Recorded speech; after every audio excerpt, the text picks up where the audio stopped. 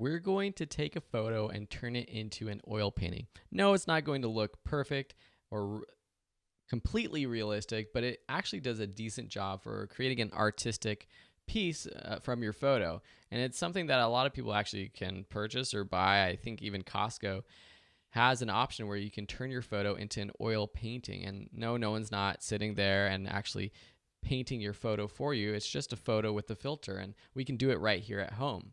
So the first thing you got to know about the oil paint filter, it's kind of funny actually, is that Photoshop deleted oil paint from Creative Cloud when they updated it, just having to do with how the program worked. But now in the latest update of Photoshop, it's back. So make sure that the first thing you have to do, make sure that when you go to Photoshop, Preferences, Performances, that the Use Graphics Processor is checked on. If you don't have that checked on, or if that's not an option for you, you might not be able to use the oil filter because it uses a lot of your computer's memory. I'm opening up this oilpainting.nef file, so go ahead and open that up. I didn't make any changes to it so far. And then go up to Filter with that layer selected and make sure you convert for smart filters. I've already done that. Then go down to Stylize and Oil Paint.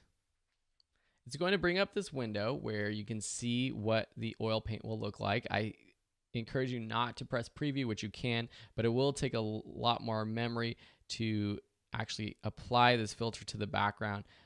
We can do that later on. I'm just going to zoom out just a little bit so I can see more, and I can actually just click and drag. So you can actually see in this preview window what this looks like. And you see these strokes as if someone had painted on this photo. So you can change the brush. So if you want to change the stylization, you can increase or decrease. Let me just go back to my nose right there. Okay, let's change the stylization. So increasing or decreasing will change the style of the brush.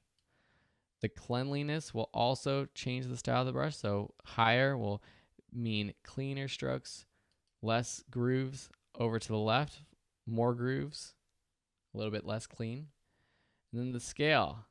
And one way that I actually typically edit these filters is just going to the extreme, going all the way to the right, then all the way to the left to really see what these details do. I like it being a little bit to the left. And then bristle detail. This is actually how the brush interacts with the paint. So it's actually adding those bristle strokes, those bristle details to this image. And then last we have our shine or our lighting. So increasing the shine will make the details a lot more detailed, and then less will make this a little bit more subtle. And same with the angle. It will change where the shadows are coming from on this painting. So if you do want to preview it, just click that preview button. And if I click OK, it's hard to see exactly what's going on when I'm zoomed out so much. But when I zoom in, you can see what's starting to happen.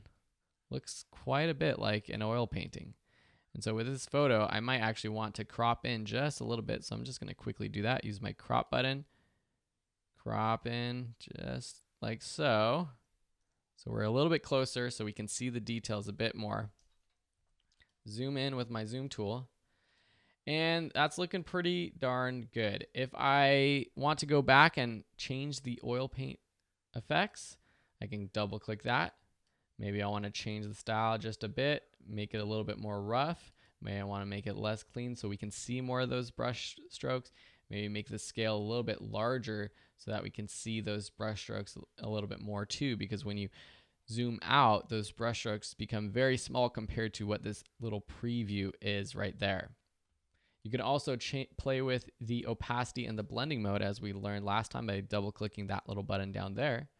We want to drop the opacity so that the oil painting effect isn't the only thing showing. We see a little bit of the actual photo shining through that, or you can play with the blend modes. That's a very cool effect. A lot of people were upset when it was deleted from Photoshop, so we're happy that this filter is back in action. And I just wanted to walk through one of the filters from the beginning to the end just to show you what you can do and just kind of walk through another process.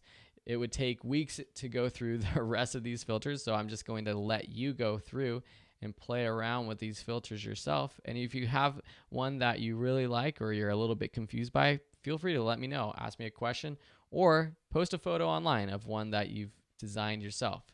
Thanks so much for watching, and we'll see you in another tutorial.